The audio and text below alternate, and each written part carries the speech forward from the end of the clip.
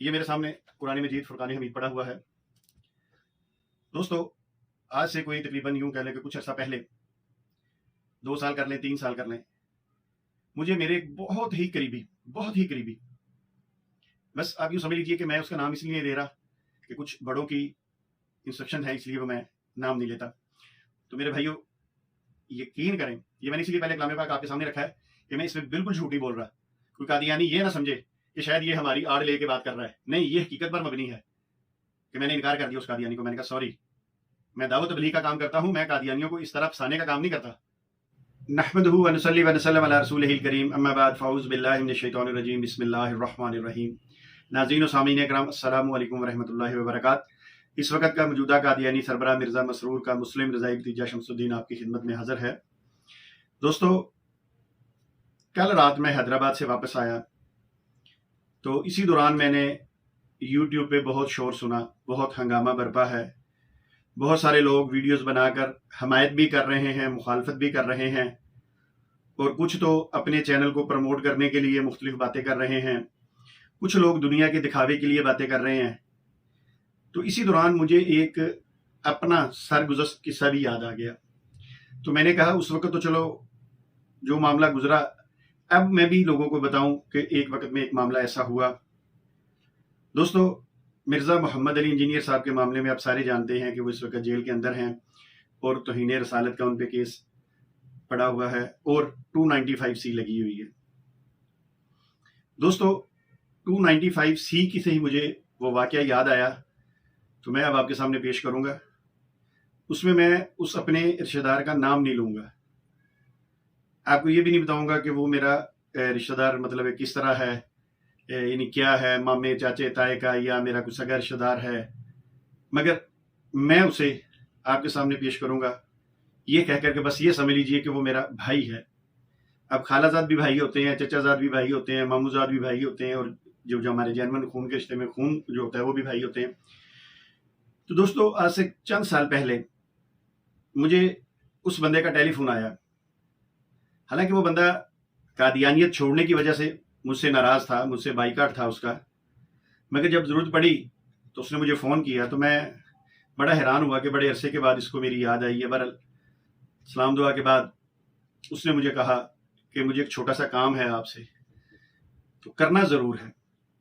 تو میں بھی خوش تھا، اتنے عرصے کے بعد بات ہو رہی ہے، چلو میرا ایک دعوت کا دروازہ اور کھل گیا، میں اس کو دعوت بھی دوں گا۔ تو میں نے خوشی کہا، میں نے کہا انشاءاللہ کیوں نہیں، میں ضرور کروں گا آپ کا کام اگر کرنے والا ہوا۔ تو کہنے لگے ہاں کام تو چھوٹا سا ہے، تمہارے بس میں ہے، تم کر سکتے ہو۔ تو میں نے کہا انشاءاللہ اگر جائز ہوا اور میرے بس میں ہوا تو ضرور کروں گا، حکم کیجئے۔ کہنے لگے یار تمہیں پتا ہوگا، تم نے سنا ہوگا کہ میرا گھر میں کوئی جھگڑا ہے اور میرا سالوں کے ساتھ کوئی اختلاف ہے۔ میں نے کہا ہاں میں نے سنا تو ہوا ہے۔ تو کہنے لگے یار میرا سالہ جو انسان ہے وہ دن بدن اپنی حرکتوں میں بڑھتا جا رہا ہے، ایون کہ وہ میرے گریبان تک پہنچ گیا۔ تو میں نے کہا چلو تم مجھے بتاؤ، میں تمہارے ساتھ چلتا ہوں، اس کو سمجھاتے ہیں جو بھی معاملہ ہے۔ کہنے لگا نہیں اب سمجھانے والا معاملہ نہیں ہے، اب بات اوپر نکل گئی ہے۔ تو میں نے کہا اچھا کیا کرنا ہے؟ میرے ذہن میں شاید کوئی جا کے اس کو 2-4 ریپٹر اوپٹے لگانے ہوں گے، تو کوئی اس پہ ڈراوا ڈالنا ہوگا۔ تو کہنے لگا یار، پھر مجھے کہنے لگا تم بتاؤ میرا کام کرو گے ضرور؟ میں نے کہا یار انشاءاللہ۔ تو کہنے لگا ایسا کرو کہ میں تمہیں اس کا ایڈریس بتاتا ہوں جس جگہ وہ دکان پہ کام کرتا ہے، تو تمہیں میں ٹائم بھی بتاؤں گا، اس ٹائم پہ یہ دکان پہ اکیلا ہوتا ہے، مالک گھر چلا جاتا ہے روٹی ووٹی کھانے کے لیے، تو تم نہ اس پہ 295C لگوا دو۔ اللہ اکبر! میں نے کہا کیا کہہ رہے ہو؟ کہنے لگا اس پہ 295C لگوانی ہے۔ میں نے اسے حیرت سے پوچھا، میں نے کہا تمہیں پتہ ہے 295C کیا ہوتی ہے؟ کہنے لگا ہاں مجھے پتا ہے، توہین رسالت کا کیس ہے۔ تو میں نے کہا یار تمہارے گھر کا جھگڑا ہے، تم اس پہ 295C لگوانا چاہ رہے ہو؟ کہنے لگا ہاں اس کے لیے یہی حل ہے، اس کا سبق یہی ہے کہ اس پہ یہ کیس لگے اور وہ اندر ہو، اور تم یہ کام آسانی سے کر سکتے ہو۔ میں نے کہا کیوں، میں کوئی SHO لگا ہوں، کوئی SP لگاؤں، تو تم کہہ رہے ہو کہ میں یہ آسانی سے کر سکتا ہوں؟ میں نے کہا اتنا آسان کام نہیں ہے۔ کہنے لگا نہیں میں تمہیں پمفلٹ دیتا ہوں، میں تمہیں کتابیں بھی دیتا ہوں چھوٹی چھوٹی، وہ تم جب بات کرو گے تو جب وہ تھوڑا سا آگے پیچھے ہوگا تو تم اس کے وہاں رکھ دینا، اور بعد میں شور ڈالنا، وہ گلی محلے کے لوگ اکٹھے ہو جائیں گے تو انہیں کہنا کہ یہ دیکھو یہ قادیانی یہ تبلیغ کرتا ہے، یہ اس کے پاس سے کتابیں نکلی ہیں، سارا کچھ نکلا ہے۔ تو اس پہ 295C لگ جائے گا۔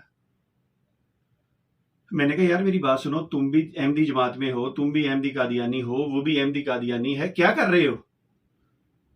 کہنے لگا میں جو کر رہا ہوں ٹھیک کر رہا ہوں۔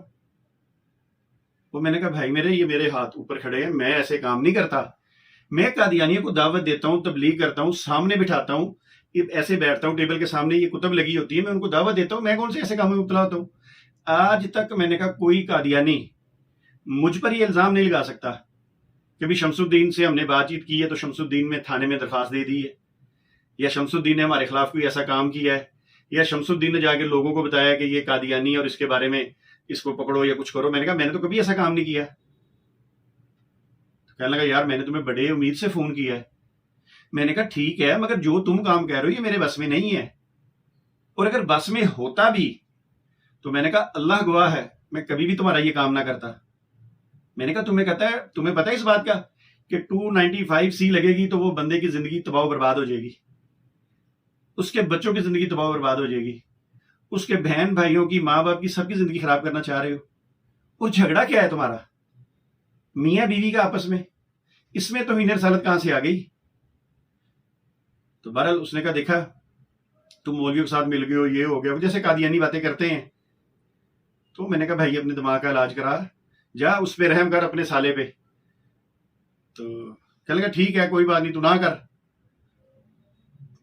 تو میرے بھائیوں اب دیکھیں، خود بھی یہ قادیانی جماعت میں ہے، احمدی ہے، سالہ بھی قادیانی جماعت میں ہے، سالہ بھی احمدی ہے، اور گھر کے معاملے کو کیا کہہ رہا ہے کہ 295C کس طرح اس پہ لگواؤ، جیسے شمس الدین جناب DIG لگا ہوا ہے اور وہ اس نے حکم دے دیا اور میں نے کہا ٹھیک ہے۔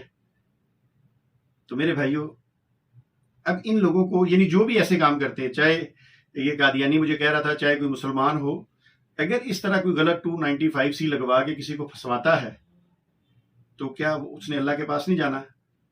اگر یہاں زندگیاں تباہ ہوں گی تو کیا وہ روز محشر میں بچ جائے گا؟ تو دوستو قانون بنتے رہتے ہیں، قانون بن گیا توہین رسالت کا بن گیا، بہت اچھا بن گیا۔ اب اس قانون کو جو استعمال کرنے والے لوگ ہیں وہ کس طرح اس کا استعمال کرتے ہیں؟ ہاں ایک بندہ توہین کرتا ہے، ثبوت ہو، ہر چیز ہو، پھر تو آپ جا کے اس پہ کیس کرواتے ہیں، تو وہ آپ کا حق ہے، پھر کروانا بھی چاہیے۔ اور اگر ایک بندہ توہین نہیں کرتا اور اپنی دشمنی کے اندر اس کے اندر توہین رسالت کا کیس بنوایا جائے، لگوایا جائے، تو دوستو پھر دیکھ لیں اللہ کے ہاں ہم نے بھی جانا ہے اور اس نے بھی جانا ہے۔ اچھا بہرحال اس بندے کو تو میں نے انکار کر دیا، معاملہ میری طرف سے تو رفع دفع ختم ہو گیا۔ اب دوستو اس کا رزلٹ کیا نکلا؟ اب اس کا رزلٹ یہ نکلا کہ کچھ عرصے کے بعد میری والدہ صاحبہ کی مجھے کال آ گئی، حال چال پوچھا، گپ شپ لگی، تو مجھے کہنے لگی مجھے تجھ سے یہ امید نہیں تھی۔ میں نے کہا ماں جی کیا ہوا؟ کہنے لگی کہ تجھے اس بندے نے فون کیا، ایک چھوٹا سا کام کہہ دیا اور تو نے انکار بھی کر دیا اور اس کو چند باتیں بھی سنا دی۔ تو میں نے اما جی سے پوچھا، میں نے کہا کس کی بات کر رہی ہیں؟ تو مجھے کہنے لگی فلاں بندے کی بات کر رہی، اس نے مجھے کہا کہ میں نے اس کو ایک کام کہا تو اس نے نہیں کہا۔ اوہو، مجھے سمجھ آ گئی۔ تو ساتھ امی نے اور بھی کافی سارا شکوہ کیا کہ تم مولویوں کے ساتھ مل گئے ہو، تم ہمارے کوئی کام نہیں کرتے، تمہیں کوئی کام کہہ دیا جائے۔ تو بہرحال میں نے ان کی باتیں سنی۔ ابھی دیکھیں نا کیسی بات ہے، اس بندے نے جب والدہ کو فون کیا اور کیا بتایا کہ میں نے شمس الدین سے کام کا، اس نے نہیں کیا، غلط کام مجھ سے کروانا چاہ رہا ہے اور میں نے نہیں کیا، اور شکایت بھی وہ لگا رہا ہے، یعنی ایک تو چوری اوپر سے سینہ زوری۔ تو میں نے امی جان سے پوچھا، میں نے کہا اماں جی آپ نے اس سے پوچھا وہ کام کیا تھا؟ کہنے لگی ہاں وہ بتا رہا تھا کہ معمولی سا کام تھا۔ تو میں نے کہا آپ نے پوچھا وہ معمولی کام کیا تھا؟ کہنے لگی وہ میاں بیوی کا جھگڑا تھا، کوئی سالہ سولہ اس میں زیادہ اس سے تڑیاں شڑیاں لگاتا تھا تو اس کو سمجھانا تھا۔ میں نے کہا اچھا۔ میں نے کہا میری بات سنیں غور سے، وہ جو آپ کا چہیتا جس نے آپ کو ٹیلی فون کیا ہے نا، وہ کیا کرنا چاہ رہا تھا؟ وہ چاہ رہا تھا کہ وہ جو قادیانی ہے اس کے اوپر جو اس کا سالہ ہے اس کے اوپر 295C لگوائی جائے۔ اب امی کو کیا پتا 295C کیا ہوتی ہے؟ تو کہنے لگے پھر کیا ہوا؟ 295C تھی تو تم کر دیتے۔ تو میں نے امی سے کہا، میں نے کہا امی جی آپ کو پتا ہے 295C ہے کیا؟ کیونکہ امی پڑھی لکھی تو نہیں ہے، 295C کیا تھا تمہیں سمجھ نہیں آنی تھی۔ تو میں نے کہا 295C پتا کیا ہے؟ کہنے لگے نہیں مجھے نہیں پتا۔ میں نے کہا اسی لیے آپ نے کہہ دیا نا کہ کر دیتا، میں نے کہا 295 وہ قانون ہے، اگر کوئی شخص نبی کریم صلی اللہ علیہ وآلہ وسلم کی گستاخی کرتا ہے، انبیاء کی گستاخی کرتا ہے، تو اس کو جیل دے دیا جاتا ہے، اس کو کوئی سزائے موت بھی شاید ہو سکتی ہے، وہ پھر ساری زندگی جیل کے اندر رہتا ہے۔ اسے کہتے ہیں توہین رسالت، اگر کوئی کرے تو اس کو یہ سزا دی جاتی ہے۔ امی مجھے پتا کیا کہنے لگی آگے سے؟ کہنے لگی میں جھوٹ بولنا ہے تو۔ امی کی تو پنجابی میں بات ہو رہی تھی، مجھے کہنے لگی میں جھوٹ بولنا ہے تو، وہ ایسا کام کیسے کروا سکتا ہے؟ اس کا سالہ بھی احمدی، وہ خود بھی احمدی۔ تو میں نے کہا ذرا اس کو دوبارہ فون کر کے پوچھیں، جس میں نے اسے انکار کیا اور میں نے اس کو شرم دلائی کہ کیا کر رہے ہو۔ تو میں نے کہا اماں جی اس کی سالے کی زندگی تباہ ہو جانی تھی، اس کے بچوں کی زندگی تباہ و برباد ہو جانی تھی، حالانکہ اس نے قصور وہ کیا نہیں ہے۔ تو بہرحال پھر مجھے 2 4 5 منٹ لگے امی کو ساری بات یقین دلانے کے لیے، کیونکہ وہ سمجھی شاید اب شمس ہمارا نہیں ہے، اس نے قادیانیت چھوڑ دی ہے تو یہ جھوٹ بول رہا ہے۔ پھر میں نے کہا میرے سامنے بٹھائیں، میں نے کہا ایسا کرتا ہوں کس دن میں کانفرنس کال کرتا ہوں، اس کو بھی لیتا ہوں، آپ کو بھی لیتا ہوں، تو پھر پوچھ لیجئے گا۔ پھر ان کو یقین آ گیا کہ نہیں شمس ٹھیک کہہ رہا ہے۔ تو کہنے لگے اچھا، مجھے تو بڑی حیرانگی، مجھے تو شرم آ رہی ہے، وہ اتنا بغیرت ہو گیا ہے کہ وہ آج اپنے ہی احمدی کا خیال نہیں کر رہا اور اپنے گھر کی لڑائی کے لیے اس پہ بھی یہ قانون وہ لگوا رہا ہے۔ تو میں نے کہا ہاں جی یہ معاملے ہیں۔ میں نے کہا آپ کے بیٹے نے آج تک جتنے قادیانیوں سے گفتگو کی ہے آمنے سامنے بیٹھ کے، کبھی کسی پہ کیس نہیں کروایا، کبھی کسی کی ایسا حرکت نہیں کی۔ تو پھر امی ناراض ہوئی اس سے، اور پھر راضی ہو گئی، اور پھر مجھے انہوں نے دعائیں دی، اور مجھے کہنے لگی مجھے یقین تھا کہ میرا بیٹا کوئی غلط کام نہیں کرے گا۔ تو میں نے کہا انشاءاللہ آپ پریشان نہ ہوں، میں دعوت و تبلیغ کا کام کرتا ہوں، میں لوگوں کو اس طرح جھوٹے مقدمات میں پھنسانے کا کام نہیں کرتا۔ تو دوستو یاد رکھیے، کوئی بھی مسلمان چاہے اس کے سامنے کافر ہو، چاہے قادیانی ہو، چاہے کسی بھی کا تعلق ہو، جب تک وہ گستاخی نہ کرے، جب تک وہ توہین نہ کرے، کسی پہ جھوٹا مقدمہ نہ کروائیے، اور خاص کر کے 295C کا تو کبھی بھی نہ کیجیے، اس لیے کہ یہ بڑا سخت قانون ہے، اس میں لوگوں کی زندگیاں تباہ و برباد ہو جاتی ہیں، اور ہم نے بھی مرنا ہے۔ اگر ہم جس نبی کو مانتے ہیں، جس کے لیے اپنی جانیں قربان کر سکتے ہیں، اگر کسی کو پھنسانے کے لیے اس نبی کے اس پہ کیس کروانے کے لیے کوئی جھوٹی FIR کرواتے ہیں، کوئی جھوٹا مقدمہ درج کرواتے ہیں، تو خود سوچ لیجئے کہ ہم کل کو اس نبی کا کیسے فیس کریں گے، کیسے ان کے سامنے جائیں گے، کیسے ان سے شفاعت کی درخواست کریں گے، کیسے ان سے آب کوثر مانگیں گے۔ تو دوستو چونکہ یہ معاملہ چل رہا تھا تو یہ قصہ مجھے بہرحال اس وقت کہا گیا تھا کہ خاموشی اختیار کرو، اب وقت آیا، میں نے کہا میں آپ کے سامنے پیش کر دوں۔ وما علینا الا البلاغ المبین۔ اللہ تعالی ہم سب کو ہدایت کے راستے پہ رکھے، اور ان احمدی حضرات کو، قادیانی حضرات کو دین کو سمجھنے کی اور دین اسلام قبول کرنے کی، اور امام الانبیاء اللہ تعالی ہم سب کی حفاظت فرمائے۔ اللہ تعالی ان قادیانیوں کو دین اسلام قبول کرنے کی توفیق عطا فرمائے، اور جو لوگ مسلمان ہیں ان کو بھی صحیح کام کرنے کی توفیق عطا فرمائے، صحیح فیصلے کرنے کی توفیق عطا فرمائے۔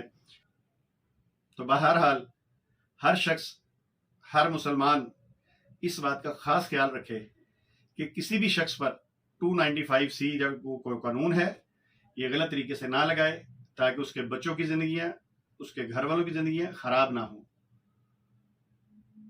باقی جو معاملات چل رہے ہیں، وہ جو مرزا محمد علی انجینئر والا معاملہ ہے، اللہ تعالیٰ ان کے حق میں بہتر کرے، اللہ تعالیٰ آسانی والا معاملہ کرے۔ وما علینا الا البلاغ المبین۔ السلام علیکم ورحمۃ اللہ وبرکاتہ۔